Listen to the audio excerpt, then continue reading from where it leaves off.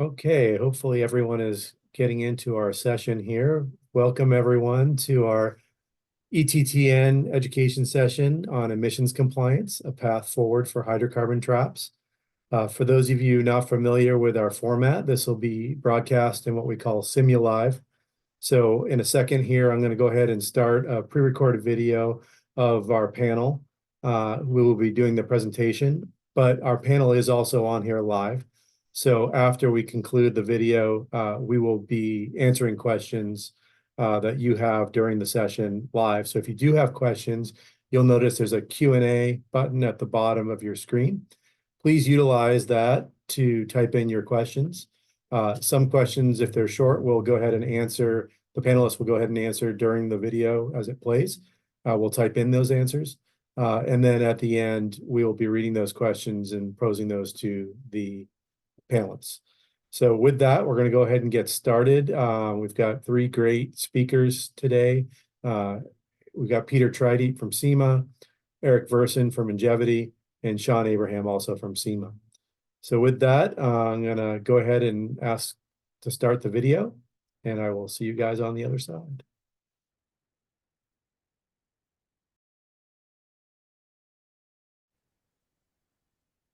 Welcome, everyone, to the Emissions Compliance, a Path Forward for Hydrocarbon Traps, a SEMA virtual education session sponsored by ETTN, the Emerging Trends and Technology Network, your network for engineers and product developers in the automotive aftermarket. I'm Rob Simons. I am the IPC of ETTN and the president of Automotive Consulting Services. We've got a great panel today to talk about hydrocarbon traps. We have Peter Tridy, we have Eric Verson, and Sean Abraham. Peter's been involved in aftermarket emissions compliance for about 20 years and has helped aftermarket manufacturers obtain hundreds of CARB EOs. He has a background in racing engines, gas and diesel technology, forced induction, product development, vehicle testing, data acquisition, and data analysis. Eric is a global manager of Ingevity's activated carbon sheet solutions for air intake systems and the USMCA commercial manager of Ingevity's automotive evaporative emission solutions. Eric has extensive knowledge and experience supporting OEMs and airbox manufacturers in optimizing hydrocarbon trap performance. And Sean's an automotive engineer and has been involved in aftermarket emissions compliance for 9 years. He has extensive experience in product development and validation at the OEM, Tier 1, and aftermarket levels. So we're going to start with Peter. Peter, you've been involved in emissions compliance as it relates to automotive aftermarket for many years.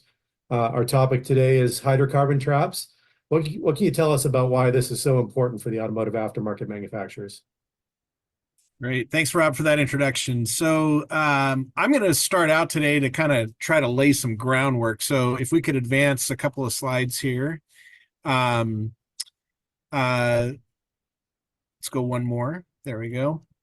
Yeah. So as you mentioned, Rob, I've been involved in emissions compliance for aftermarket products for a good long time, somewhere in the neighborhood of 20 years, maybe a little bit longer than that. And throughout that time, I've interacted with a lot of different product types. And throughout, the automotive aftermarket has really been dependent on having replacement air intake systems. That's been a mainstay within our industry for many, many years. And, aftermarket air intake systems that encompasses a pretty broad segment of product types, or there's a lot of different types of replacement air intake systems. What we're talking about, of course, is the system on the vehicle that handles air filtration, bringing air from the atmosphere into the engine. And these types of systems generally are designed in the aftermarket components are designed for improved performance. Oftentimes there will be a larger cross-sectional flow path. They may be more aesthetically pleasing. And oftentimes you will have a replaceable or a cleanable air filter, I should say. So, air intake systems are just very commonplace in the aftermarket. They also are products that are often used in support of forced induction, whether that be a supercharger or turbocharger system, that we often see aftermarket air intake systems associated with those types of products as well. Now, historically, CARB has accepted applications for aftermarket air intake systems. They've issued executive orders on a regular basis for those types of systems. But starting in the early 2000s, there was a new complication that came about, and it kind of slowed the process with CARB. And so, in order to understand that, I think it's good to have to go through some technical details that I'd like to cover. Let's go to the next slide. So, in order to understand what we're talking about here, I think it's good to establish a little bit of technical knowledge on just what we're talking about in terms of emissions. Generally speaking, when we talk about automotive emissions, there's two primary forms of emissions that we think about. One is exhaust emissions. We're all very familiar with that. I generally describe this as what is what's coming out of the tailpipe while the engine is running. So you have a combustion process taking place. And what comes out of the tailpipe has some byproducts of combustion in it. And so when we talk about emissions, oftentimes what we are referring to is exhaust emissions. But there's also evaporative emissions. And generally speaking, this is what's coming off of the vehicle when the engine is not running. And to be clear, when it comes to the regulations of evaporative emissions, we are only dealing with gasoline-powered vehicles. Diesel fuel is not as prone to evaporation as gasoline is, so it's not scrutinized in terms of emission standards in the same way that gasoline is. So with gasoline vehicles, not only do we have exhaust emissions to be concerned about, but we also have evaporative emissions. Next slide, please. When we are talking about exhaust emissions, the way that we measure exhaust emissions is utilizing a chassis dynamometer. And we do road simulations with the vehicle. So the tests that we perform will replicate various types of road driving conditions. And while the dynamometer is being operated, while the vehicle is being operated on the dynamometer, we're capturing all of the exhaust gas off of the tailpipe. We're running those exhaust gases through an analyzer, and we're measuring the byproducts of combustion. So that's going to include hydrocarbons, NOx, carbon monoxide, and even particulate matter.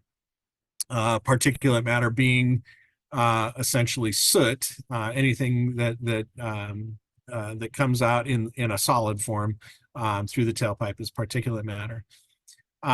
Next slide, please.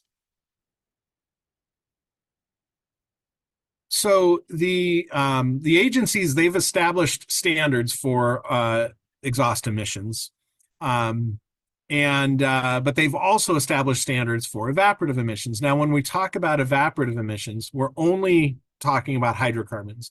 There's no combustion going on when we're measuring evaporative emissions or discussing evaporative emissions. So we don't have some of those byproducts of combustion. But what we do have escaping the vehicle is hydrocarbons, and that can come from a number of different sources. It can be coming from the engine compartment. It could be escaping from from the engine itself. It could be escaping from the fuel system.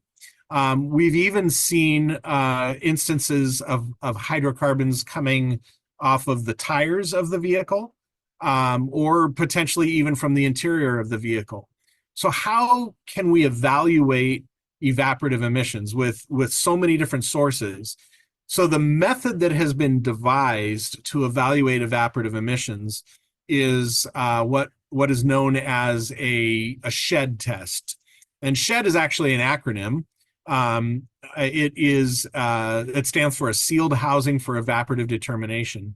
And in this image, you can see kind of how the shed works. Basically, a vehicle is prepped in a certain manner, and then it's put into the shed, and that shed is then closed. So in this image, you see one shed that's with the door open, where the vehicle is in the shed, and then you see three other sheds next to that that are all closed and sealed. And so that door, when it's closed, it actually has a seal that goes around the door that seals it. And once the vehicle is in the shed, it's subjected to a variable temperature. So we go through a diurnal cycle that basically replicates daytime and nighttime. And while that's happening, the hydrocarbons that are coming off of the vehicle and are now in the atmosphere surrounding that vehicle with inside of the shed are being measured. There are different types of tests. Some of those tests are 2 days in duration, some are 3 in duration, but essentially we're measuring the hydrocarbons that are exiting the vehicle as that's happening. Full vehicle shed testing is notoriously challenging for a number of reasons. One aspect of it is that when you're measuring the evaporative emissions off of a vehicle, you don't necessarily know where those hydrocarbons are coming from. As I mentioned, they can come from a number of different sources, and it's hard to pinpoint that particular location. Shed testing, as you can imagine, based on the apparatus that's involved and the duration of the tests, it's expensive. And so if you wind up having to do repeated testing in order to try to determine the source of any emissions, then those costs can increase pretty rapidly. So with that in mind, it's important then to realize that if we're trying to evaluate emissions from an intake system, it can be very difficult to do in a full vehicle shed test because you're not evaluating just the intake system, you're evaluating the entire vehicle. So it makes it difficult then to isolate the source of those emissions. Next slide, please. This chart demonstrates the tightening of the evaporative emission standards, and there are different standards for different categories of vehicles. I've just pulled a couple here for us to for this illustration purpose. But you see here standards for both passenger cars and light duty trucks, and just looking at how the standards have changed over the course of about 15 to 20 years. And we've seen that the standards have gotten much tighter, probably by a factor of 5 to 10. We're seeing much tighter standards now than we did 20 years ago. And because of that, we have seen a substantial increase in the use of hydrocarbon traps in the intake systems by the OEMs. And the picture that you see here is an illustration or a photo of a hydrocarbon trap in the lid of an air intake system for GM trucks. And what we've seen is starting sometime around the 2005 model year was really the first time we started recognizing that hydrocarbon traps were present in the intake systems from the OEMs.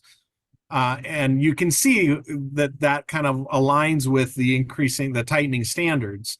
By 2017, we were seeing that hydrocarbon traps were much more prevalent.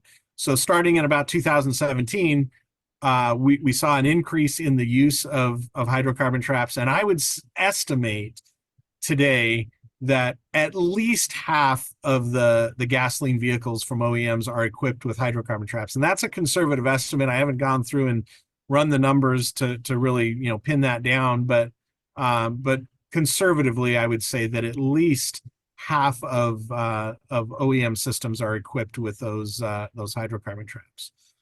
So that kind of lays a little bit of a foundation of why we're now discussing hydrocarbon traps and how they impact the aftermarket industry. So with that, Rob, I'll hand it back to you, and we'll move on to the next couple segments here. Yeah, thanks for that background, Peter. So that was a great kind of overview of what evaporative emissions are, how they've gotten tighter over the years, and why the OEMs have had to develop different strategies to combat them, like hydrocarbon traps. So, Eric, you're with Ingevity. Ingevity is a major manufacturer of hydrocarbon traps and hydrocarbon trap materials. So now that we've got this background of evaporative emissions, can you talk a little bit about, what a hydrocarbon trap is, what the different types are, how they work, et cetera? Yeah, certainly, Rob. Thanks for having me today. And if we can go, I think, 2 slides. Yeah, so just a little background on Ingevity, who I work for. And we've been supplying the automotive market with activated carbon products for 50 years. Probably more of you are familiar with canisters. So the carbon that's in canisters that are connected to fuel systems, we've been supplying that carbon. And it kind of lines up perfectly with what Peter was mentioning in terms of when SEMA started seeing hydrocarbon traps in 2005, because we have actually been supplying our activated carbon sheet products for almost 20 years. So we have a lot of experience and knowledge in how to manage evaporative emissions and how to optimize the capture and release of these evaporative emissions coming from both the fuel system and the engine. And a key point is that the activated carbon that's used for this type of application is much different than carbon that you might find in a water filter that's in your at your house, in your refrigerator. The carbon that's there in your refrigerator is there to capture contaminants and hold on to it. But what we have to do with hydrocarbon traps is it has to last the lifetime of the vehicle. So it has to not only capture these hydrocarbons and emissions, but they also have to release them. And we'll kind of touch on that in a little bit. But also at Ingevity, we have the testing capability both to test both material as well as component level testing, which I'll share as well. So next slide, please. So emissions from engines and air intake systems, they can come from several sources, primarily leaking fuel injectors. Sometimes unburnt fuel that's in the cylinder left over after the engine's been shut off, and occasionally blow by in the crankcase. But a majority of the emissions come from fuel injectors, and the total amount can vary depending upon how many injectors you have,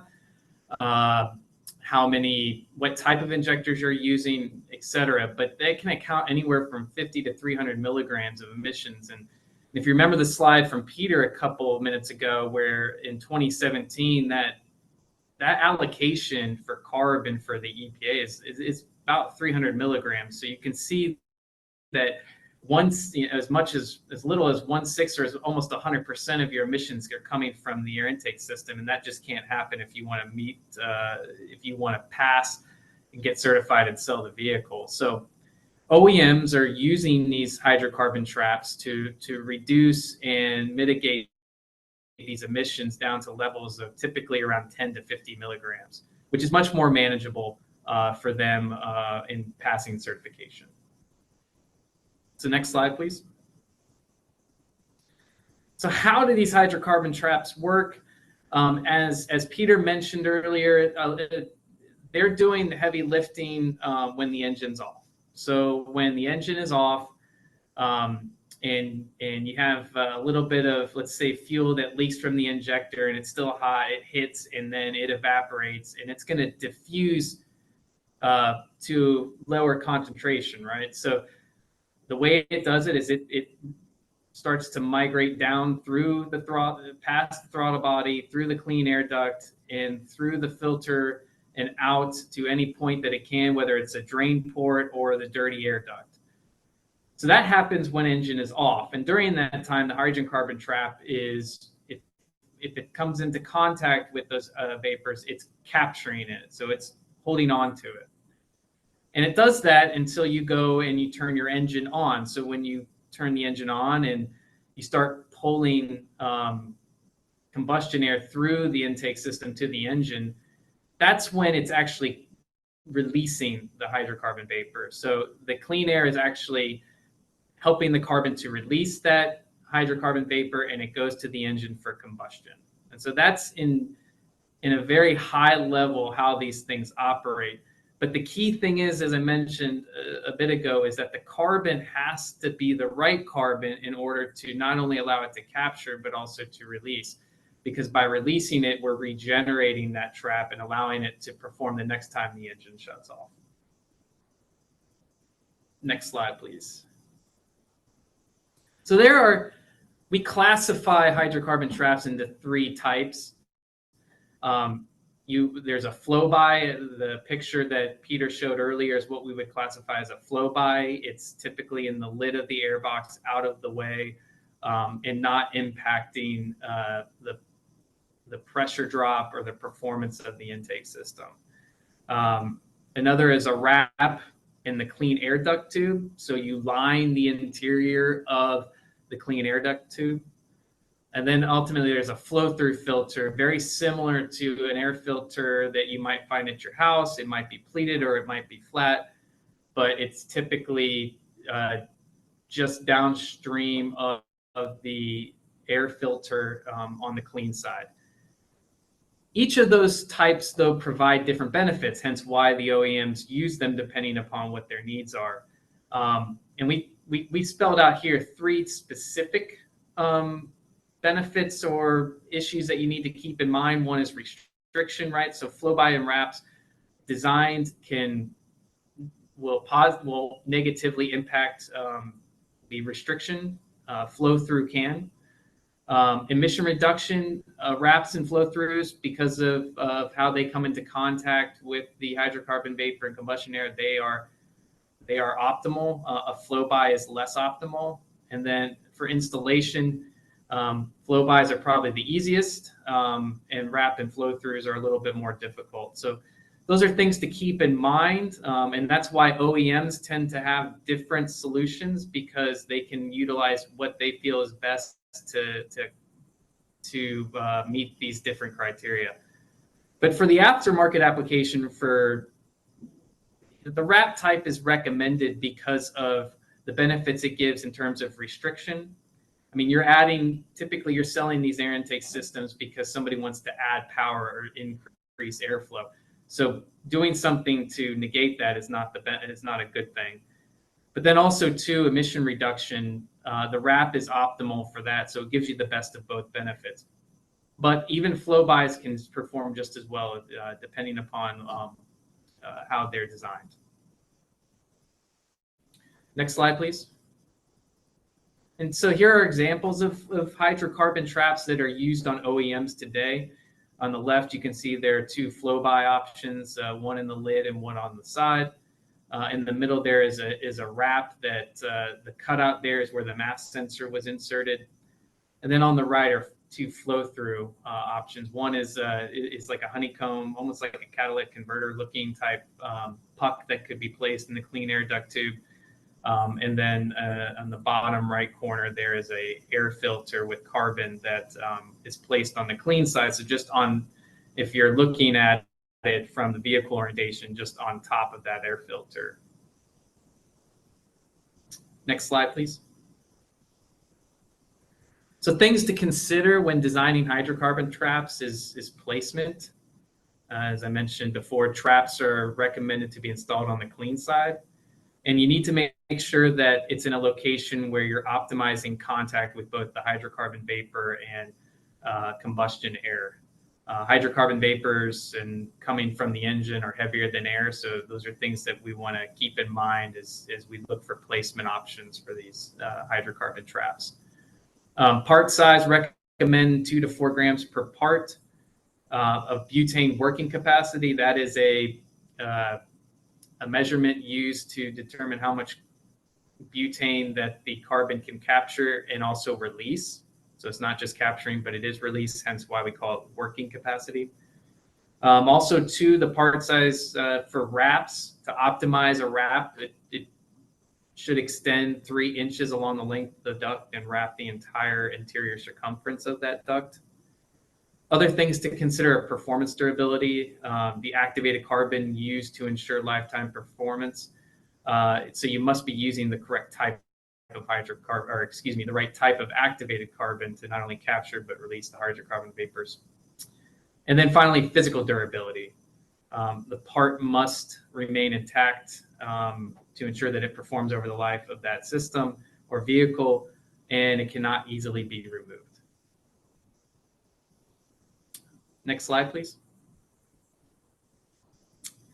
So as I mentioned earlier, Ingevity has the ability to do component testing, and we've done some testing in support of SEMA and some of its members in the past. But typically what you're doing is you're taking an air intake system from the throttle body and testing it to the dirty air duct. And so now when we do this, we're comparing both an OEM system and an aftermarket system to determine how it performs. If you were to remove that, how it would perform, and replace it with an aftermarket system, how it would perform on the vehicle. You can do it using temperature profiles of either CARB or EPA. We insert fuel. You see on the left side of the picture there's a corrugated hose that runs to a stainless steel hose. That enables us to insert fuel to simulate engine shutoff. And then we're comparing the initial emissions reading before we insert fuel to the final emissions reading, so the highest reading. And so what we report is that difference. Next slide, please. So here's an example. We took a OEM AIS system and 3 aftermarket systems, and we tested them all under the same protocol and parameters. So the same temperature profile and the same fuel amount. And as I mentioned before, the mini shed emissions, that's the final emissions reading subtracted from the initial. So what emissions we measured during the testing. And what I want to mention too is that these systems all had slightly different hydrocarbon traps. As you can see, the OEM hydrocarbon trap had a capacity of 2.2 grams. System 1 had 2.5. System 2 had 3.5, and System 3 had 4.5. Excuse me. What we saw though is aftermarket System 1 was higher, so it had about 75 milligrams of emissions compared to 60. So in that case, we actually made some recommendations to improve that efficiency. Aftermarket Systems 2 and 3 were performed better than the OEM system, and as we anticipated, given the way those hydrocarbon traps were installed and the size of them. So just wanted to illustrate that we have the capability to do this, and this is the type of testing we can provide and support to help optimize the hydrocarbon trap performance. Awesome. Well, So, perfect lead, Eric. So talking about testing, so you've illustrated how you as the manufacturer test the efficacy of a component or a system. But when Peter was talking earlier, you mentioned that the way the agencies, CARB and EPA, ask manufacturers to test, they have the whole vehicle in a shed. And as Peter mentioned, that can be costly and problematic. So I want to turn over to Sean now, because Sean, you've been working on a test that can isolate the air intake system like Eric was talking about, but working with the agency to kind of accept the results of a test that you've developed. So can you tell us a little bit more about what you've been working on and kind of how it's evolved with the agencies? Yeah, thank you, Rob. So ultimately, we wanted to develop an alternative test that would be approved by these agencies.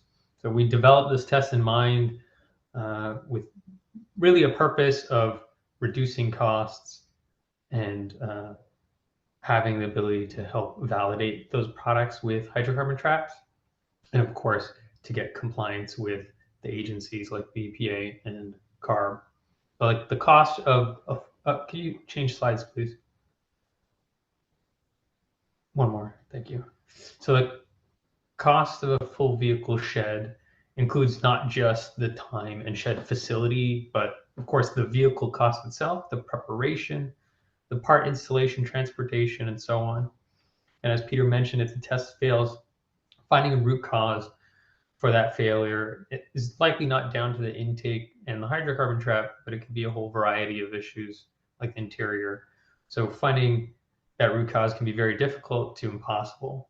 The secondary purpose of this development was to provide you with good data to develop new products. To accomplish this, we worked with Ingevity, as Eric mentioned, at a component level test that made a lot more sense to go forward with.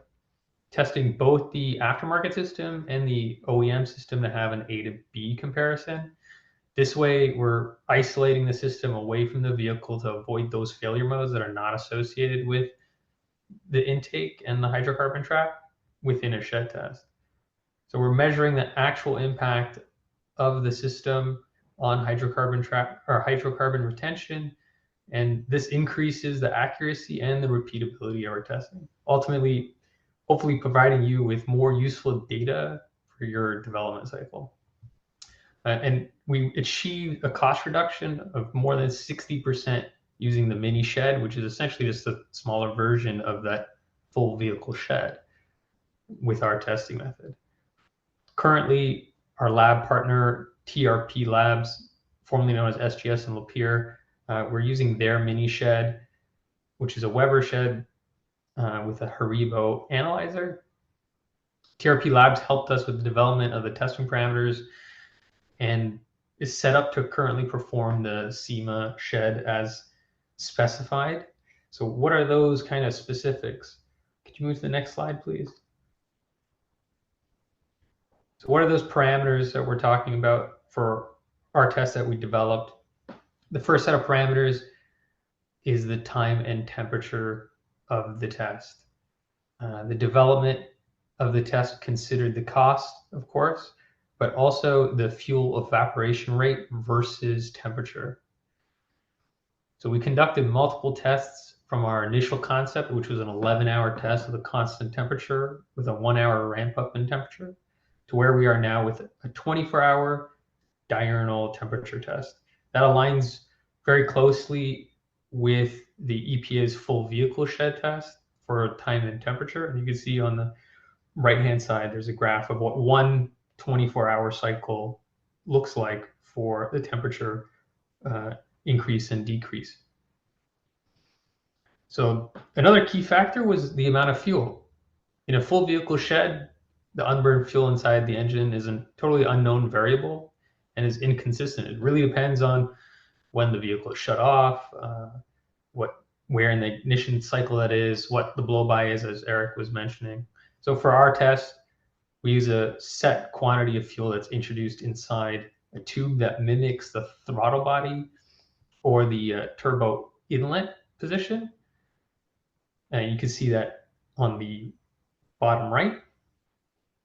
A small sealed container of fuel, which is pre-measured, is essentially inserted into this tube and is unsealed right prior to testing. After the test is complete, that container is sealed again, removed and remeasured. The delta between these measurements is what we consider as evaporated. As Eric mentioned, the background is what's actually measured. The evaporated amount is subtracted, giving you the remaining retained hydrocarbon measurement. So the fuel quantity and the number of containers were parameters that we investigated, multiple different fuel container sizes and multiple fuel quantities before we settled working with CARB on what that fuel quantity should be. Like the last variable here are parts. We're replicating the turbo inlet or the throttle body position. So therefore, all the parts from both the aftermarket system and the OEM system that are required from those positions to as far on the dirty side as being removed, those are all needed. These parts are placed in the vehicle's orientation to ensure that the hydrocarbons migrate as closely as possible to a real situation as it would in a vehicle. And we just use fixtures and jigs to position that within the shed. Can you move to the next slide, please? So where do we go from there? We want to talk about the compliance side once we've completed our testing. There are two options that SEMA can assist with to get your parts compliant. The first option is SEMA certified. which provides you with documentation showing your justification as to why your parts meet the EPA's tampering policy and are legal for sale in the states that do not require a CARB for aftermarket parts. We're providing a categorization of parts through our voluntary labeling system as well that you can see. Here, any part that would be category 2 would either have a SEMA cert or have your own reasonable justification that it meets these types of requirements like a mini shed. The second option is a CARB. We consider that a category 1 in our labeling system. It's a product that has received a CARB executive order.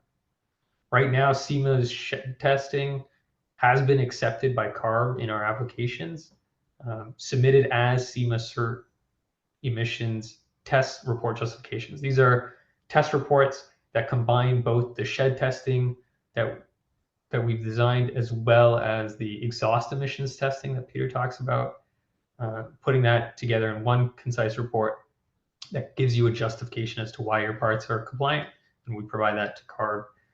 And there are currently products in the market that do have aftermarket hydrocarbon traps that we've helped obtain CARB-EOs. Can we go to the next slide, please?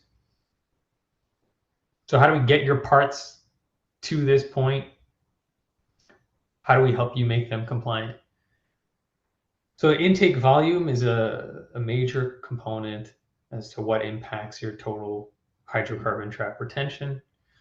It's important to consider the OEM design, as it may incorporate resonators or passages that can trap hydrocarbons from migrating in the system. And on the right, you can see an image of an inlet tube that has 2 different resonators or passages that could hold onto hydrocarbons. So to mitigate this issue, adding more hydrocarbon trap material would be beneficial. Typically, oversizing the hydrocarbon trap compared to the OEM will result in pretty close or passing results. And you can know where to start by removing the OEM hydrocarbon trap and measuring its capacity in the butane working capacity.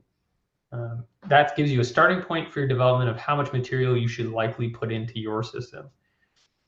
Placement is another key factor. The optimal positions on the clean side, this captures the hydrocarbons before they have a chance to really escape with that added resistance of the air filter element. We have seen dirty side placement. However, it's not recommended. The hydrocarbon trap must be pre-installed to a critical component. That way the end user doesn't omit it during its installation. So this is a requirement that it's pre-installed. Wrap or flow by, flow through design, those are more dependent on what needs you have in terms of hydrocarbon retention and your design constraints. Next slide, please. Really, the last thing to consider in your design is durability. There's 2 types of durability here. Attachment. So in regards to the durability of the attachment, they must be secure for the useful life of the vehicle, 150,000 miles as discussed. This can be through heat stake posts, maybe plastic cages, plastic guide that the hydrocarbon trap material slides into, glue. There's a lot of design choices here that you guys can explore. We're going to use good engineering judgment to determine whether or not it is durable enough as an attachment, and CARB does as well. However, demonstrations of durability are a good thing, and they may be required if the method of securing the hydrocarbon trap is a bit questionable. On the material side, those also have to be durable for the lifetime of the vehicle. So, meaning it has to be able to function sufficiently in capturing hydrocarbons in the future for all those cycles of on and off for the vehicle. So this could be met a few different ways. One is using the OEM hydrocarbon trap. So it's known to be durable. The OEM has already tested it. In theory, you can reuse that same OEM hydrocarbon trap in your product. Along the same lines, an aftermarket manufacturer who are also OEM suppliers for hydrocarbon traps. They have durability testing and data that they can provide. They've met OEM internal standards. So these are like Ingevity, or another example is Calgon Carbon, who have already provided this data to SEMA, and we know they are OEM hydrocarbon trap suppliers. Lastly, for the unknown sources of hydrocarbon trap material, they will be required to provide some durability data from their testing. So this could be through their design validation plans. Maybe the physical testing would include loading and unloading cycles, climate testing, or chemical resistance testing, things of those nature. So that covers kind of what you need to really consider when designing these intakes to be able to pass the mini shed testing. All right. Awesome. Well, thank you, Sean. That was super informative. We are going to open up to questions from the audience in just a moment, but first I do have a couple of questions for the panel. And Sean, since you went last, you're fresh in my mind, so I'm going to pick on you first. The mini shed testing, how much does it cost? Like approximately, what can a manufacturer expect to have to pay for a mini shed validation? Yeah, so one test, whether it's OEM or aftermarket, is approximately $2,000 per test. And what we've tried to do at SEMA is to start creating a bank of OEM tested baseline data. So if it is a product that you want to create, let's say for a GM T1 truck, we already have that OEM data. You'll only have to test the aftermarket data. So it could bring that down. So does that mean that total cost from 4,000 to 2,000? So does that mean that SEMA is covering the cost of the baseline data so that they own that information, or is the manufacturer still have to pay for that? In certain cases, we do have the OEM data, and we can provide that for you. Awesome. And then as far as like how many tests they might need to perform, obviously, if they fail the test, they're going to have to redesign and reevaluate. How often do you find that like the first pass with good engineering judgment of design passes the test versus how often do you have to make an adjustment and retest? I've seen 50% of first tries pass so far. Okay. That's a good So number. it's very good stats. And then typically it's within the second try that you're passing. And then Peter, when you're applying for an executive order with this data, is CARB now pretty familiar with this test and they pretty much just accept passing results, or have they come back and asked for further testing, or how scrutinous are they of this? Yeah, so we've seen hydrocarbon trap equipped intake systems go through the CARB process really in one of three ways. The first would be if you are able to incorporate the actual OEM component into your intake system.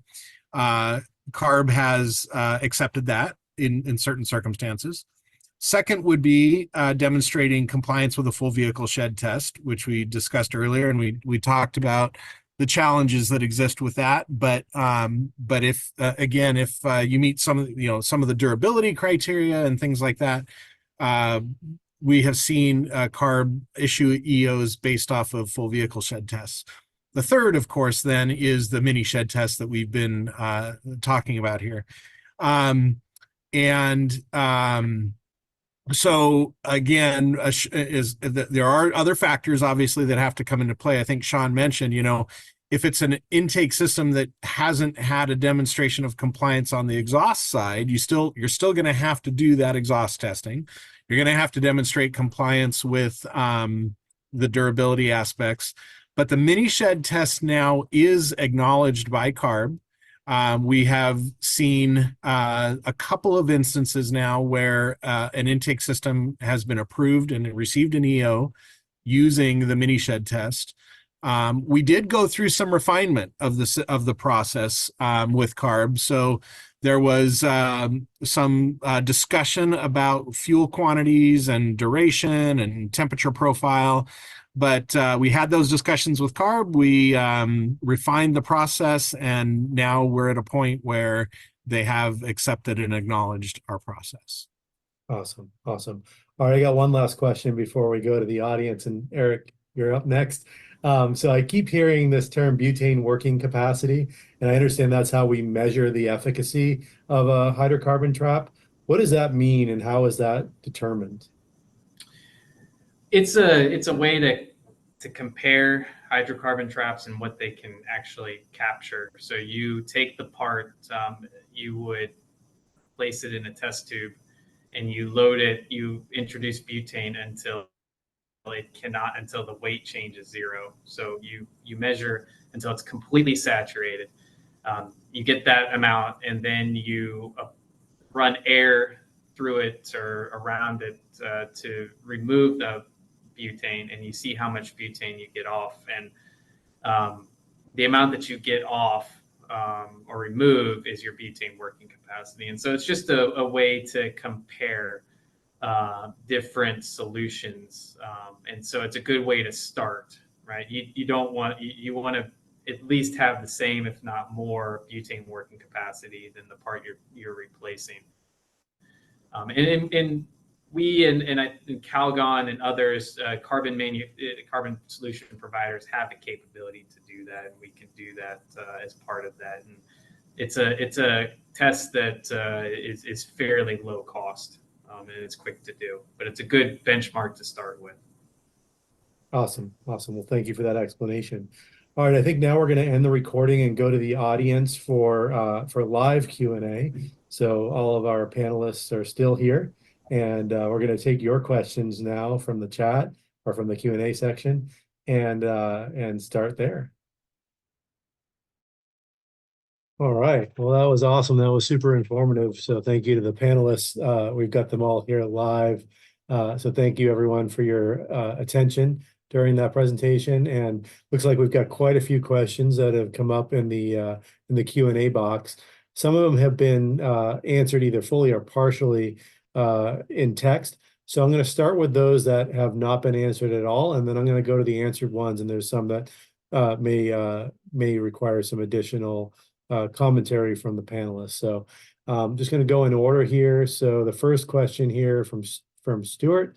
You mentioned that the OE hydrocarbon trap can be transferred to the aftermarket device, but then earlier it was said that the hydrocarbon trap has to be securely mounted and not easily removable.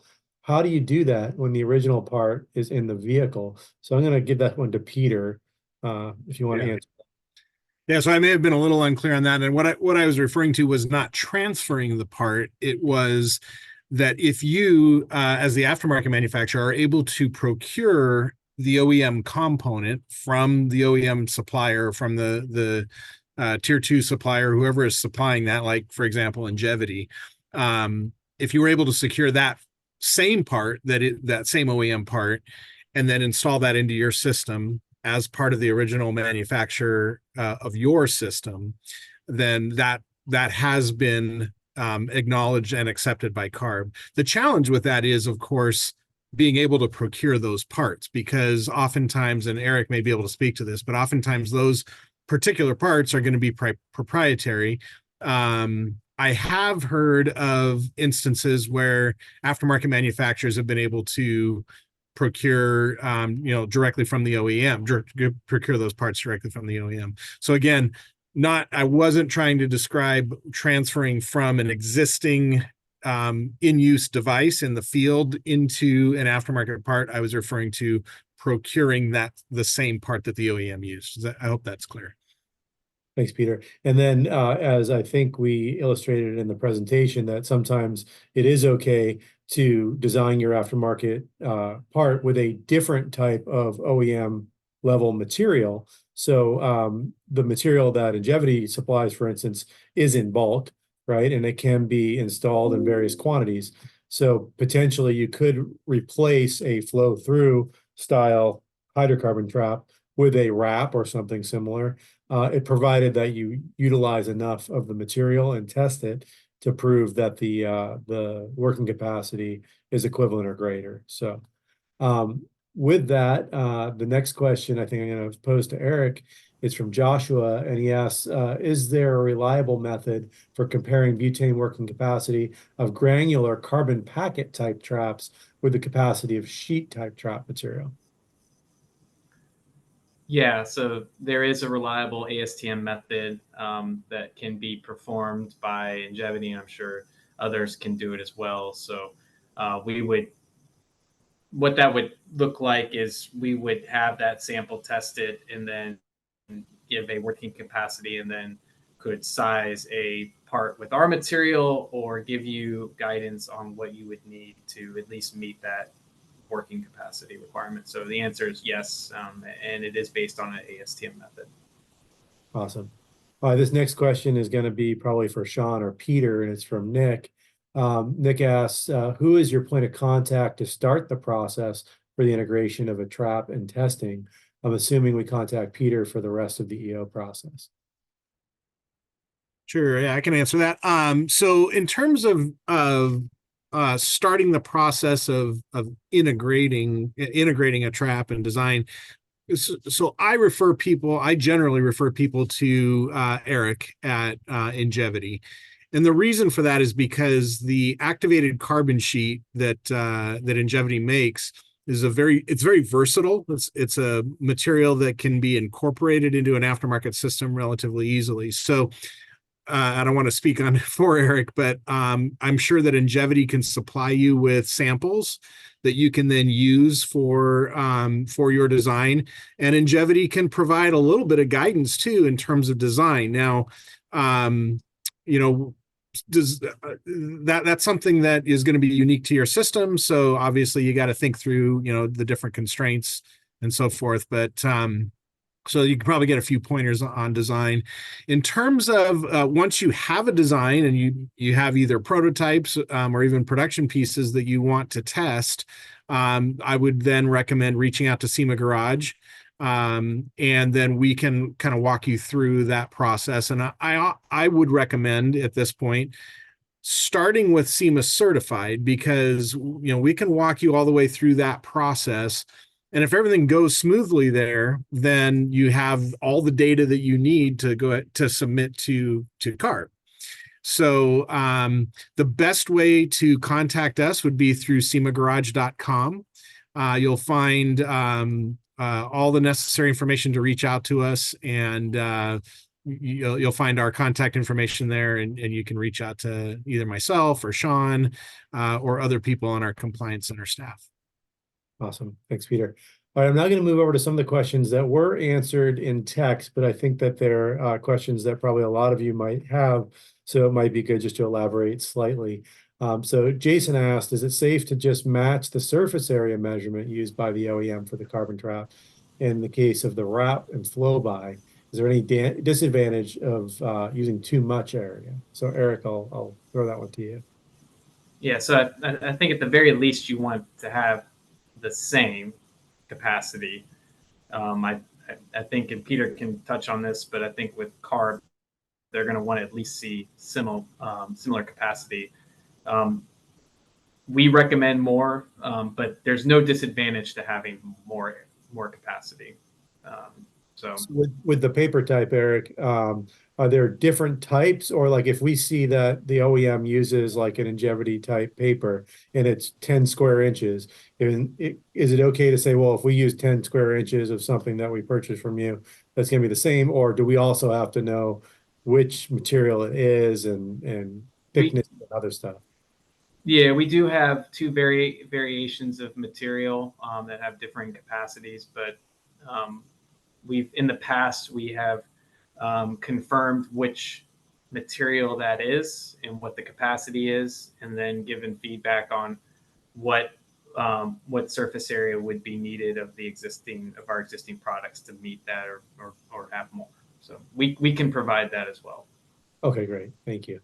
The next one that I think needs some elaboration, Joshua asks, heat staking of sheet HCT material was previously not considered permanent enough uh, has that changed? And I think I'll throw this to Sean or Peter.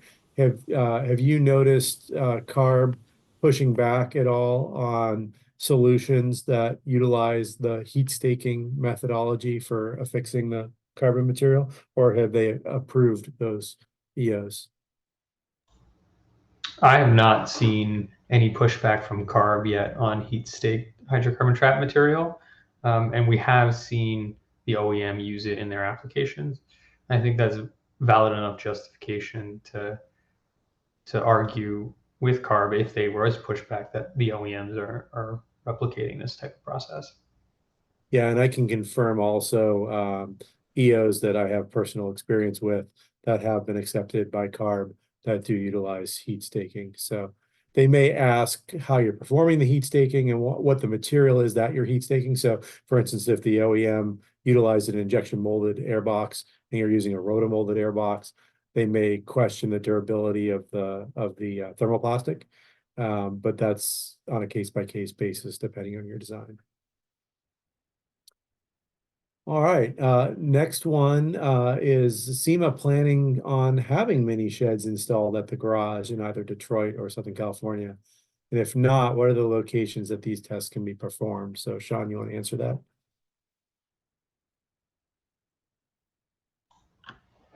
I'm sorry. Can you read the question? Sure. Is SEMA planning on installing any mini sheds? And if not, where would you recommend that they go for testing? Yeah, SEMA at this time has no plans to install our own mini shed. We are partnered with TRP Labs in Lapeer, Michigan to do all our testing. So what we've done is we've prearranged with TRP. So the moment you're ready for testing, you'll work directly with SEMA instead of TRP Labs, so we can get your parts quickly into TRP and tested without you having to go through a whole new PO process or setting up accounts with TRP. Awesome, awesome. Looks like we got a new question here in the open section. Is there a list of acceptable attachment methods for the hydrocarbon trap material that members can access? Yeah, I'm not aware of a list of acceptable methods. I think that we're kind of early on in this this process with CARB, reviewing aftermarket products. So, I don't think there's really been enough activity in this space yet, for a list to be developed. But what I would say is that think about. I think that mechanical attachment, like heat staking or like a method that captures the material, is probably the best starting point. Glue, any type of glue is probably going to be questioned a little bit. You're probably going to have to be able to demonstrate that the glue is durable. So just kind of keep that in mind. And again, you can kind of look to how the OEMs do it as a good reference point. Awesome. Yeah, and just to piggyback off of Peter's comments, I mean, from a Ingevity standpoint, we will disclose if that's not a method that we have seen on an OEM product. So we're not going to steer any of the members down a path that without letting them know up front that this hasn't been used by an OEM on a vehicle. So that form of attachment. All right, this next question was answered in the chat, but I'm not sure if we captured the exact intent of the question. They said, isn't the OEM data proprietary to the OEM, or does SEMA get permission to use it? And Sean answered, the data he was referring to was the data that SEMA collected on the OEM part in the mini shed testing. But it brings up a good point, because I know I've certainly experienced this with SEMA with CARB. When you're trying to argue durability, and just because it's used in an OEM vehicle, does that mean it's durable, or does that durability testing that the OEM performed belong to the OEM? And you can't necessarily leverage that. So Peter and Sean, what is your experience with CARB? And and accepting, we'll say durability data in this case, that may have been performed by the OEM, but isn't provided by the OEM. So we had this discussion early on with CARB when we had started to address the concerns about what aspects of the hydrocarbon trap needed to be addressed in an application.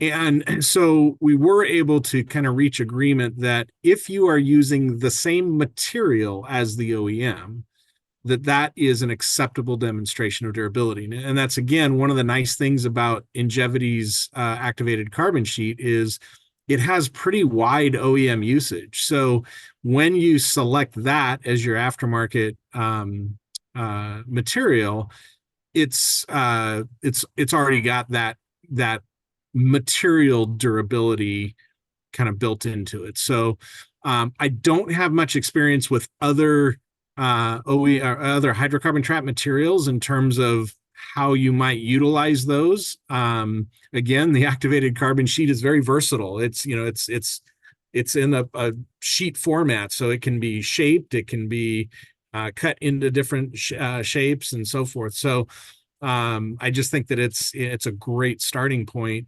And the durability question is answered in that respect. I'm not trying to sell Ingevity here, but just pointing out that it's a very versatile material. Eric's happy for you to do so.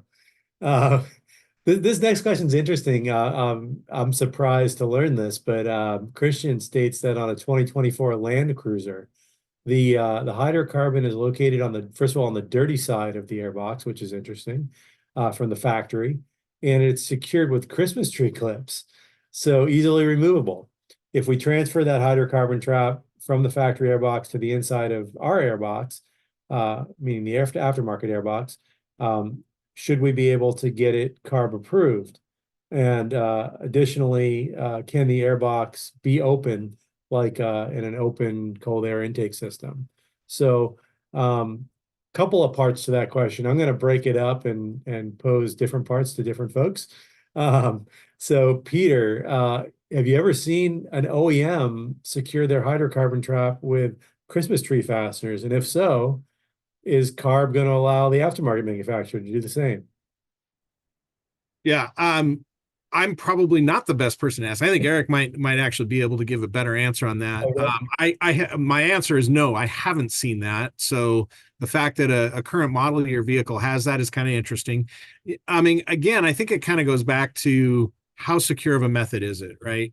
That's what CARB's going to care about is it something that is going to stay in the airbox for the life of the vehicle? Now, in my opinion, that means for the useful life, I should say. In my opinion, that means that it's not going to fall out, right? It shouldn't mean could someone tear it out?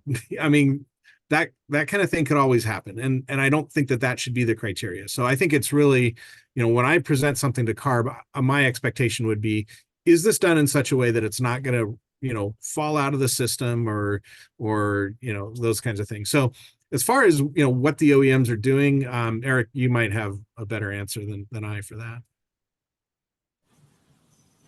Yeah, so we have one OEM high performance vehicle that there was no spot to place any kind of hydrocarbon trap on the clean side. We had meetings ad nauseum with them, and basically said we don't know how it's going to react when you put it on the dirty side.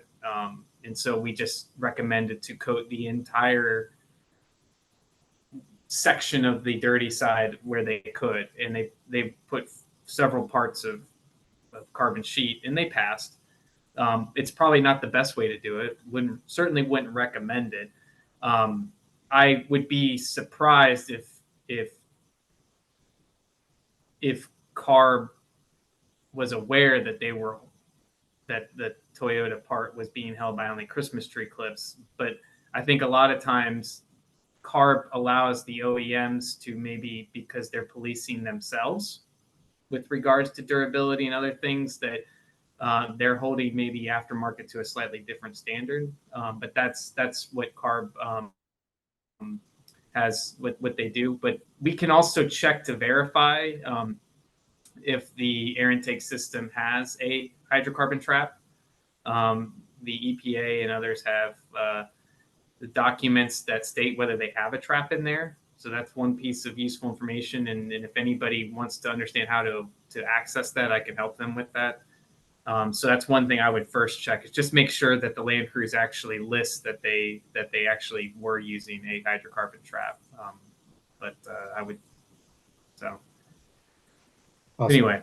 And then Sean, do you have experience with doing hydrocarbon traps on the dirty side?